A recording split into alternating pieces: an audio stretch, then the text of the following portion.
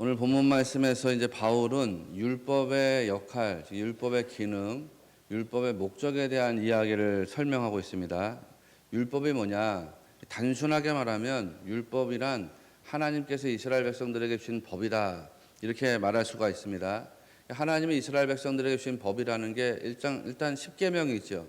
십계명이 율법에 들어가고 그 다음에 레위기에서 주신 도덕법, 정결법, 제사법, 절기법 이런 것들이 이제 다 율법에 들어가겠죠. 그러니까 율법을 한마디로 말하면 아주 단순하게 한마디로 말하면은 하나님의 약속이 있는 말씀이다. 이렇게 보면 되는 거예요. 이스라엘 백성들에게 주신 하나님의 약속이 있는 말씀, 이게 단순하게 말하는 이제 율법의 어떤 개념이라는 것입니다. 그러니까 어떤 논리가 가능하냐? 하나님의 약속이 있는 말씀이니까 이 말씀을 따라가면 약속을 이루는 자가 되는구나. 다르게 말하면 이 말씀을 잘 따라가면은 복을 받는 자가 되고 이 말씀을 따라가지 못하면 심판받는 자가 되는구나. 이런 논리가 이제 나오게 되는 겁니다. 이게 이제 단순하게 설명할 수 있는 율법의 의미라는 거죠. 근데 이제 우리는 율법을 단순하게 볼 수 없다는 거 아니에요? 왜냐? 그럼 우리가 이제 어떻게 생각하게 되냐면, 율법이라는 게 이스라엘 백성들에게 주어진 하나님의 말씀이구나. 그러면 나는 이스라엘 사람이 아니니까 율법과 관계없는 사람이 되는 거구나. 이렇게 생각할 수 있단 말이죠. 이게 이제 보편적으로 생각하는 세상 사람의 논리라는 것입니다. 우리는 한국 사람이고 기독교는 저 유대 땅에서 시작된 종교인데 그 종교가 우리랑 무슨 상관이 있습니까? 뭐 이런 식으로 나가게 되는 거죠. 특히 이스라엘 백성에게 주셨던 하나님의 법이 우리 이 땅에 사는 사람들하고 무슨 관계가 있습니까? 이렇게 된다는 거예요. 그런데 이제 바울이 그 얘기를 소명하는 거죠. 율법은 이스라엘 사람들에게 주신 말씀이기 때문에 이스라엘에게만 적용되고 다른 사람에게는 적용되지 않는 것이냐? 그렇지 않다는 거예요. 모든 사람이 율법을 따라간다는 것입니다. 하나님이 사람들에게 이 법에 따라 살아가도록 하셨다는 거예요. 그렇기 위해서 하나님께서 모든 사람들에게 똑같이 주신 게 있는데 그게 뭐냐면 양심이라는 거죠. 양심. 사람들에게. 예를 들면 우리가 이제 생각합니다. 내가 어떤 선하다, 혹은 아름답다, 정의롭다 이렇게 생각하고 있는 것들이 있습니다. 그런데 그게 뭐냐면 하나님이 사람들 안에 주신 양심에 따라서 판단된다는 거죠. 양심 안에 있는 율법이라는 거예요. 그래 우리가 생각할 때에 어떤 생각이 되냐면 하나님의 말씀을 우리 조상들 몰랐잖아요.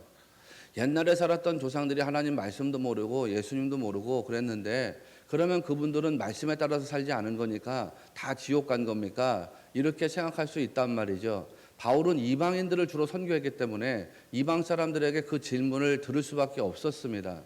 그래서 바울이 이야기하는 건 뭐냐면 하나님이 이스라엘에게는 율법을 주셨는데 모든 사람들의 공의 양심이라고 하는 이 양심의 법을 주셨다. 그래서 우리 조상들도 옛날에 다 양심의 법에 따라 살았다는 거예요. 예를 들면 뭐 세종대왕이라든지 이순신 장군이라든지 이런 분들이 하나님의 율법 즉 말씀을 몰랐지만 하나님이 그 안에 양심의 법을 두셔서 양심에 따라 살게 했다는 거죠. 그 양심의 법에 따라 살게 하신 것이 하나님이 우리에게 주신 율법적인 어떤 기능이라는 것입니다. 그에 따라 살아가라. 사람이 자기 마음대로 자기 뜻대로 막 살면 안 된다는 거죠. 자기 마음대로 자기 뜻대로 막 살면 어떻게 됩니까? 사람이 양심을 무시하고 법을 무시하고 질서를 무시하고 규칙을 무시하고 그렇게 되면 어떻게 되던가요? 이 양심이 화살이 돼서 내게 날아온다는 거예요. 그래서 나를 괴롭게 한다. 이런 율법과 계명을 우리가 모조리 다 지킬 수 있느냐? 그런 사람이 있느냐라는 거예요. 당연히 없다는 거, 당연히 없다는 거. 그러면 이 율법이나 양심을 도대체 지키고 살라는 겁니까? 지키지 말라는 겁니까? 이런 질문이 나오겠죠. 하나님이 율법을 주셨다고 하는데 하나님 주신 거면 당연히 지켜야 되는 거 아닙니까? 그런데 그거 지킬 수 없다고 얘기하니까 도대체 지키라는 겁니까? 말라는 겁니까? 이렇게 생각할 수 있단 말이죠. 바울이 그거에 대해서 소명하는 거예요. 율법이 우리에게 주어졌는데 그 율법의 목적이 뭐냐? 역할이 뭐고 기능이 뭐냐? 그거를 설명합니다. 7절 말씀을 보면 답이 금방 나오죠. 7절. 그런즉 우리가 무슨 말을 하리요? 율법이 죄냐? 그럴 수 없느니라. 율법으로 말미암지 않고는 내가 죄를 알지 못하였으니 곧 율법이 탐내지 말라 하지 아니하였더라면 내가 탐심을 알지 못하였으리라. 이렇게 말하고 있어요. 율법이 뭘 한다는 거예요 지금? 율법이 죄를 알게 한다는 거죠. 법이 없을 때는 죄인지 아닌지 모른다는 거예요. 하나님의 사랑이 뭐고 하나님의 사랑이 얼마나 대단한 것인지를 알려면 우리가 먼저 알아야 될 게 있어요. 먼저 알아야 될 것이 뭐냐면 하나님이 뭐를 미워하시지, 하나님이 뭐를 싫어하시지 라고 하는 것을 알아야 됩니다. 하나님이 미워하셔서 하나님이 너무나도 싫어하셔서 심판하려고 하는 것이 무엇인지를 알면 그러면 하나님의 사랑을 알게 돼요. 하나님을 도대체 미워하시는 게 뭐냐? 하나님이 이거를 분명히 미워하신다고 했는데, 하나님 이거를 분명히 싫어하신다고 했는데, 아, 내가 그거를 사랑하면서 살았구나. 내가 하나님 미워하시는 그런 일을 행하면서 살았구나. 그런 말을 행하면서 살았구나. 내가 잘못했구나. 그러면 어떻게 해야 되지? 나 심판받아야 되는구나. 혼이 나야 되는구나. 그런데 거기에서 하나님이 우리를 심판하시지 않고 용서하셨단 말이에요. 용서하신 것뿐만 아니라 우리에게 영생이라고 하는 선물을 주셨단 말이에요. 야, 그러니까 이 하나님의 사랑이 얼마나 대단하지? 하나님이 분명히 내가 잘못해서 심판받아야 하는 대상인데, 야, 내가 너를 사랑하니까 그거 다 용서해 줄게 라고 했을 때 그 사랑의 무게감이 느껴지고 알게 된다는 거예요. 어떤 아이가 자라는데, 예를 들어서 어떤 아이가 자라는데 부모님이 그 아이에게 말합니다. 아무개야, 이거 아버지 어머니가 정말 싫어하는 거야. 그러니까 너 이거를 꼭 해야 한다 라고 했어요. 그런데 아이가 자라면서 부모님이 싫어한다고 하는 걸 범한단 말이에요. 범한다고요. 그거를 딱 범했을 때에 이 아이가 큰일 났네. 우리 아버지 어머니가 나 이제 혼나겠구나. 나 이제 아버지 어머니에게 책망받겠구나 라고 생각했는데, 그때에 부모님이 내가 이번 한 번만 너를 용서해 주겠어 라고 했을 때에 그 아이는 그 용서의 크기를 알게 되는 거예요. 이 용서의 무게가 얼마나 큰지. 여러분, 은혜라고 하는 것은 법을 알 때에 깨달아지게 돼요. 야, 이 법의 조명에서 보니까 나 사망이로구나. 죽음이 뭔지를 알아야 이 영생의 선물이 얼마나 위대한 것인지를 알게 되는 거예요. 죽음이라는 거, 야, 죽으면 아무것도 안 남는구나. 내 육신은 그저 흙에서 와서 흙으로 돌아가는 거로구나. 내가 이 땅에서 쌓아온 모든 것들이 다 그냥 사라지게 되는 것이구나. 전도서에도 그 말씀하지 않습니까? 솔로몬이 내가 이 땅에서 쌓아놓은 모든 재물이 유익한 것이 아니라, 왜 유익한 것이 아니라면 쌓아놓은 것은 나인데 쓰는 것은 누구라는 거예요? 물려받은 놈들이 다 쓴다 이거예요. 그게 전도서의 말씀에 그렇게 나오잖아요, 여러분. 그렇게 어떤 죽음의 어떤 본질적인 것을 알 때에 영생의 의미가 더 우리에게 깊이 깨달아지는 거죠. 하나님의 율법 계명을 여러분의 어떤 안에다가 갖다 놓고서 그거에 조명을 받아보란 말이에요. 하나님의 말씀에 조명, 비추어 보라는 거죠. 그러면 여러분의 존재가 어떻게 됩니까? 우리의 존재는 죄인이 되죠, 죄인. 그렇지 않습니까? 죽어 마땅한 죄인이 됩니다. 이게 바로 율법의 목적이라고 설명하는 것입니다. 길게 이야기하고 있지만 하나님이 여러분에게 양심을 주시고 율법을 주신 이유가 뭐냐? 그거를 완벽하게 지켜내가지고 올바른 사람이 되라는 뜻이 아닙니다. 하나님이 율법을 주셨으니까 이거 잘 지켜가지고 바른 삶을 세워라. 착한 사람이 되라. 의로움을 자기 스스로다가 한번 도전해봐라. 열심히 이루어봐라. 그런 뜻으로 주신 것이 아닙니다. 그럼 왜 율법을 주셨다는 거냐? 이 율법과 말씀에 자기를 비춰봐라는 거예요. 말씀에 너를 한번 비춰봐. 조명시켜봐. 이 말씀을 빛으로 해서 너 안을 들여다봐라. 그러면 뭐가 깨달아지지? 아, 나는 죄인이로구나. 라는 사실이 깨달아진다는 거거든요. 아, 내 힘으로는 하나님의 공의로움과 선하심에 도달할 수가 없구나 라는 사실을 깨달아서 알라는 겁니다. 이 죄의 크기가 얼마나 큰지 혹은 죄의 분량이 얼마나 많은지하고 관계가 없다는 거예요. 나는 작은 죄인이로구나. 나는 큰 죄인이로구나. 이런 거 따지지 말라는 거예요. 왜 그렇다 그랬어요? 로마서 6장 23절에 죄의 삭은 무엇이니까? 사망이니까요. 세상은 죄의 크기를 말하고 죄의 분량을 말하는데 우리 성경이 말하는 건 죄의 크기도 아니고 숫자도 아니라고 했습니다. 죄냐 아니냐를 따지는 거예요. 죄인이냐 아니냐만 따지는 거거든요. 한 가지 죄만 있어도 그것이 사망으로 간다는 것을 알라는 거거든요. 그래서 결국 우리의 끝이 사망일 수밖에 없구나라는 사실을 알라는 것입니다. 이게 바로 하나님 말씀 즉 율법이 사람들에게 주어진 이유다라는 것입니다. 9절을 보십시오. 그러면 뭐라 그럽니까? 전에 율법을 깨닫지 못했을 때에는 내가 살았더니 계명의 이름에 죄는 살아나고 나는 죽었도다. 이렇게 말씀하고 있죠. 말씀이 우리에게 주어졌는데 율법을 깨닫지 못했을 때는 어떻게 됐다는 거예요? 율법을 깨닫지 못했을 때는 누가 살아 있어요? 내가 살아 있다는 거죠. 여기서 말하는 나라는 거는 자기의 자아를 말하는 거 아니에요? 율법을 깨닫지 못했을 때는 자아가 살아 있었다는 거죠. 나라고 하는 자아가 살아있어요. 하나님의 말씀이 내 안에 들어왔는데 말씀이 깨달아지지 않을 때는 내 안에 있는 나의 자아가 살아있다는 거예요. 그러니까 이런 사람들의 특징이 뭐예요? 판단의 기준이 누가 되는 거예요? 나가 되는 거죠. 내가 판단의 기준이 되는 거예요. 왜? 내가 살아있으니까요. 말씀이 들어왔지만 여전히 내가 살아있으면 내가 판단의 기준이 되는 것입니다. 내가 판단의 기준이 돼가지고서 내가 이렇게 한다, 내가 저렇게 한다 이렇게 되는 거죠. 내가 다른 사람을 판단해요. 내가 판단하고, 내가 판단하니까 뭐가 나왔냐면 내가 미워해요. 내가 정죄하고 내가 누군가를 죽이는 일을 그냥 하게 되는 것입니다. 그러다가 계명이 이름에라고 했죠. 9절 말씀 잘 보세요. 율법을 깨닫지 못했을 때는 내가 살아있단 말이에요. 그래서 내가 살아있는 사람의 특징이 뭐냐면 내가 기준이에요. 내가 다 판단하고 내가 미워하고 내가 정죄하고 내가 죽이고 살리고 그걸 내가 하는 거예요. 그런데 그러다가 계명의 이름에, 계명이 이뤘다는 건 무슨 말입니까? 말씀이 내 안에 들어온 것이 깨달아졌다는 거죠. 말씀이 깨달아지니까 그 다음에는 누가 살아나요? 뭐가 살아나요? 죄가 살아나고 뭐가 죽어요? 나는 죽어요. 이 말씀이 내 안에 살아나니까 어떻게 돼요? 말씀이 살아나니까 내가 말씀을 통해서 나를 보게 되는 거예요. 말씀을 통해서 나를 보니까 내 안에 눌러놨던 뭐가 살아난다고요? 죄가 살아난다는 건 무슨 뜻이에요? 죄가 깨달아진다는 뜻이에요. 말씀이 깨달아지지 않을 때는 죄가 무엇인지 깨달아지지 않아서 내가 판단의 기준이 돼서 살아가는데, 말씀이 내 안에 들어오니까 내가 죄가 깨달아져 가지고 내가 이거 잘못했구나. 이거 이전에는 잘못이 아니라고 생각했는데 뭐가 죄고 뭐가 죄가 아닌지, 뭐가 잘못이고 뭐가 잘못이 아닌지 모르고 살았는데 말씀을 비춰보니까 비로소 죄가 살아나더라는 거죠. 죄가 깨달아지니까 그 다음에는 누가 죽어요? 내가 죽어요. 네. 죄가 살아나니까 내가 죽어요. 내가 나를 주장할 수가 없는 거예요. 내가 저 사람 죄인이야라고 생각했는데 나를 조명해 보니까 나도 죄인인 거예요. 내가 저 사람을 정죄하고 판단하고 저 사람 죽여야 돼 이렇게 생각했는데 말씀이 깨달아지니까 내 안에 있는 죄가 깨달아져 내가 정죄받고 내가 죽어야 되는 존재로구나 라는 사실이 알게 되더라는 것입니다. 요거를 하나님 말씀하신 것입니다. 내 안에 말씀이 들어와 죄가 깨달아져요. 죄가 뭔지 알게 돼요. 그러니까 나는 정죄받아 죽어 마땅한 존재로구나 라는 사실을 알게 되는 거예요. 그렇게 내가 죽어지니까 판단의 기준이 뭐가 돼요? 그 다음부터는 말씀이 되는 거예요.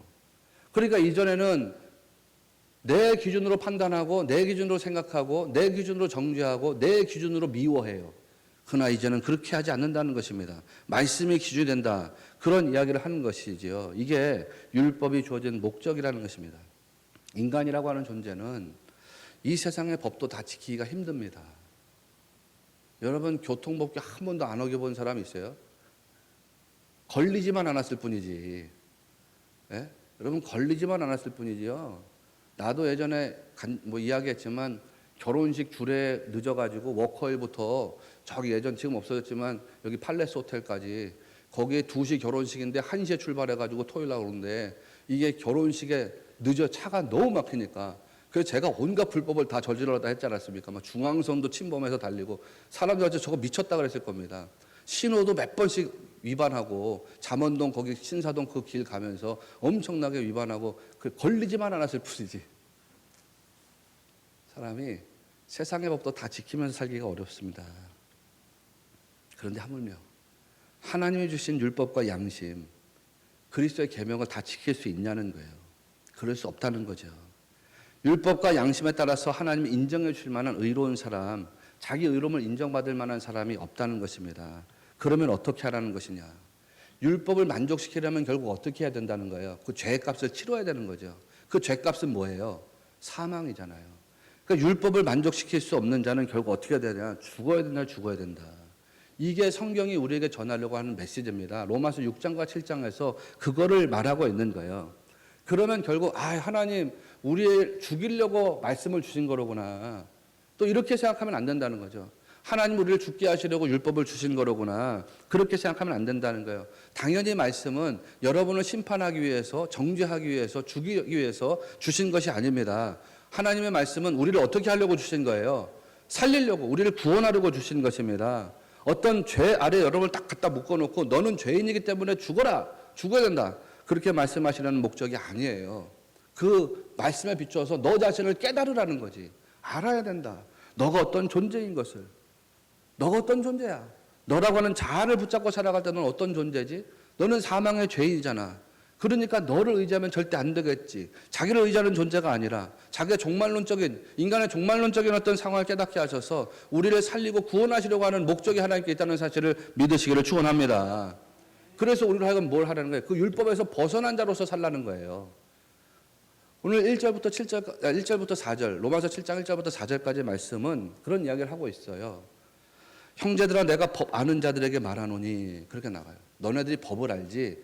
너네들 법 아는 자들이지. 내가 그래서 법에 따라서 말한다. 너네들이 똑똑하다고 생각하지. 그러니까 너네들 그 똑똑하다고 생각하는 지식에 빗대서 말할게. 그러면서 뭘 얘기합니까?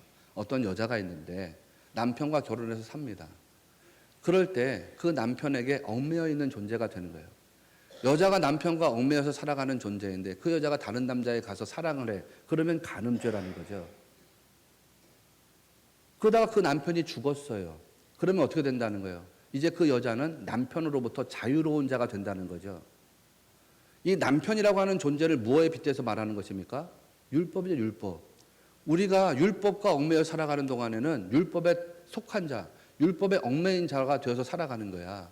율법이 나의 남편이라 그러면 우리는 율법의 신부이고, 그럼 다 우리는 율법에 따라 살아갈 수밖에 없어. 그런데 너희는 어떤 존재가 됐다는 거예요?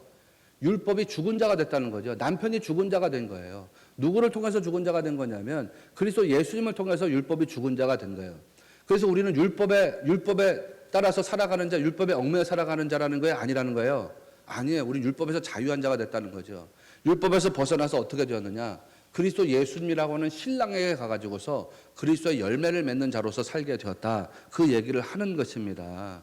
바울은 이 얘기를 통해서 여러분의 진짜 남편이 누굽니까? 라는 거를 도전하고 싶은 거예요. 여러분의 진짜 남편은 누굽니까? 여러분의 진짜 남편 율법입니까? 아니면 그리스도입니까? 이거를 묻고 싶은 거거든요. 여러분은 즉 법에 따라 사는 인간입니까? 양심에 따라 삽니까? 다르게 말하면 자기의 의지나 자기의 능력이나 이 세상에 속한 어떤 것들을 남편 삼아가지고 거기에 얽매여서 살아가는 사람들입니까?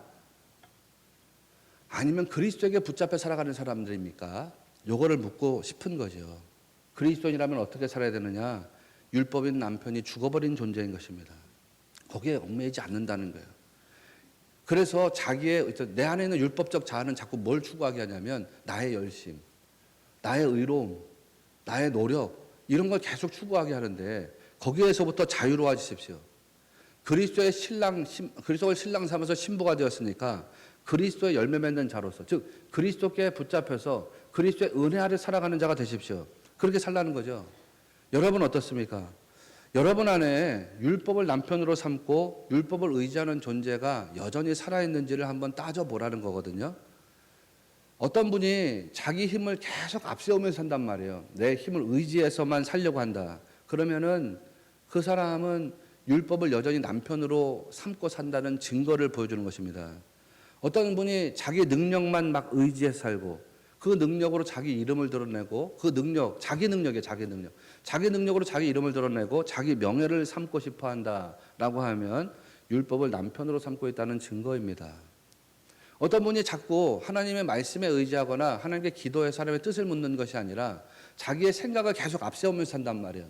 내 생각이 중요하고 내 의지가 중요하고 이걸 자꾸 앞세우면서 살려고 한다 그러면 여전히 율법을 남편으로 삼고 있다는 증거입니다. 내 판단, 그것이 기준돼 가지고 나는 옳고 나는 정직하지 나는 올바르지 나는 온전히 살고 있지 라고 생각한다면 율법을 남편으로 삼고 있다고 하는 증거입니다. 내가 열심히 노력하면 그 열심으로 의로움에 도달할 수가 있겠지. 그 노력의 열매를 얻을 수가 있겠지. 그 열매가 내게 행복이 되겠지 라고 여전히 생각하고 있다면 율법을 남편으로 삼고 있다는 증거입니다. 열심히 노력해서 노력의 열매를 얻을 수는 있지만 그 노력의 열매가 반드시 행복으로 연결되는 건 아니라고 했습니다. 그러죠? 사람은 끝없는 욕망의 사람이에요. 내가 성취하면 행복할 것 같다고 생각하지만 그건 행복이 아니라 만족입니다. 잠깐의 만족이에요. 그게 1년 이상 지속되지 않아요. 사람이 연봉이 높아지면 그 연봉이 자기에게 행복을 주는 게 아니라 만족을 줘요. 근데 그 만족이 얼마를 못 가냐면 3개월을 못 간다. 심리학자들이. 사람이 어떤 차를 타고 있는데 좋은 차, 여러분이 뭐 어떤 좋은 차로 차를 바꾸고 나잖아요. 바꾸고 나면 행복이 아니라 만족을 가지게 돼요. 근데 그 만족이 얼마 유지되냐면 3개월 이상을 넘어가지를 못해요. 우리 교인분 중에는 안 계시겠지만 무슨 명품백 이런 거 안 좋아하시죠? 집을 예를 들어서 좋은 집으로 바꿨다. 좀 넓은 집, 깨끗한 집. 그때 내가 행복이 아니라 만족이에요. 착각하면 안 돼요. 그 만족감이 얼마가 되냐면 3개월 이상을 유지하지를 못해요. 그러니까 노력으로 내가 행복에 도달할 수 있을 거야 라고 생각하면 율법을 남편으로 삼고 있다는 증거인 거예요. 자기 열심, 그거 안 된단 말이죠. 내가 한 일을 통해서 이게 나의 의로움이야, 이게 나의 자랑이야 라고 여긴다면 그것도 율법에 사로잡혀 있다는 증거입니다. 내 기준으로, 내 판단으로 저 사람은 옳은 사람이고 저 사람은 틀린 사람이다, 이렇게 판단하고 정죄한다면 그것도 율법에 속해 있다, 붙잡혀 있다라고 하는 증거입니다. 이 이야기를 왜 계속해 나가냐면 이렇게 정말 많은 사람들이 율법을 남편으로 삼고 율법에 붙잡혀 살고 있다는 이야기를 하려고 하는 것입니다. 문제의 지점은 무엇이냐면 그렇게 율법을 남편 삼아가지고 율법에 얽매여서 산다 그러면 결코 율법이 정죄하는 죄에서 넘어갈 수가 없다는 거예요. 여러분은 죄인이라고 하는 울타리를 벗어날 수가 없다는 것이죠. 그러면 하나님 앞에서 하나님께 의롭다고 인정받을 수가 없다는 거예요. 구주 예수님을 영접한 사람이 되지 못하는 거예요. 사실 예수님을 구주로 영접했다라고 보기도 좀 어려운 거지요. 율법을 남편으로 삼고 있다라고 하는 내 안의 율법적 자아가 완전히 이게 사라져버려야 돼요. 죽어야 된다 하는 것입니다. 자기를 자랑하는 것으로는 영원한 생명을 얻을 수가 없다는 것을 인정해야 됩니다. 그러면 어떤 사람이 하나님 구원의 은혜를 얻을 수가 있다는 것이냐? 뭐 계속 이야기하는 것이지만 심령이 가난한 사람이죠. 이사야서 말씀을 보면 하나님은 상한 갈대를 꺾지 않으시고 꺼져가는 등불을 끄지 않으신다, 그렇게 말씀하고 있단 말이에요. 상한 갈대와 같은 심령을 가진 사람에게 은혜 주신다는 거예요. 가난한 심령을 준 사람에게 은혜를 주신다라는 것입니다. 내가 나로서 만족을 하려고 한다, 이게 안 돼요. 여러분이 나로 만족한다, 혹은 내 어떤 뿌리, 내 어떤 가지, 내 자식으로 만족한다, 안 돼요, 안 돼요. 굉장히 위험한 거예요. 내가 나로 만족하고 내 자식, 그래서 여러분 살아가면서 그렇게 하면 안 돼요. 내 자식 하나만 보고 살아야지, 안 돼요. 위험한 거예요. 굉장히. 거기서 만족이 안 되는 거거든요. 이게 안 이루어져요. 내가 가지고 있는 소유나 내가 가지고 있는 어떤 근거지 가지고서 그것을 만족하는 자가 되는 것이 아니라 나로서는 안 되는 것이로구나. 이게 우리 안에서 항상 고백돼야 되는 거예요. 나를 부인하는 사람, 나로서는 안 되고 하나님으로서 되는 것이로구나. 나를 부인하는 사람에게 하나님의 은혜가 임한다는 거죠. 가난한 심령, 상한 심령이 됐을 때에 하나님 은혜가 우리 안으로 들어온다는 사실을 믿으시기를 축원합니다. 내 힘으로, 내 의지로 여전히 내가 다 해결할 수 있지 라고 생각한다면 율법에 속한 사람입니다. 여러분 힘으로, 여러분 의지로 해결 안 되는 게 있습니다. 그렇지 않아요. 대통령도 자기 의지로 힘으로 해결이 안 되니까 이렇게 하고 있는데, 누가 자기 힘으로 우리나라에서 최고 권력을 가진 분도 자기 힘으로 자기 의지로 안 되더라는 거예요. 이게 인간의 절대 한계인 거예요. 안 돼요. 내가 풀지 못하는 문제가 있어요. 여러분이 지금 괴로워하는 문제의 지점이 뭐예요? 여러분이 괴로워하는 지점을 어떻게 해결할 수 있을까? 여러분이 염려하고 근심하고 두려워하는 지점이 있다 그러면 이거 어떻게 해결할 수 있을까? 돈을 끌어오면 해결될까? 사람을 끌어오면 해결될까? 권력을 끌어오면 해결될까? 내 어떤 지식을 끌어오면 해결될까?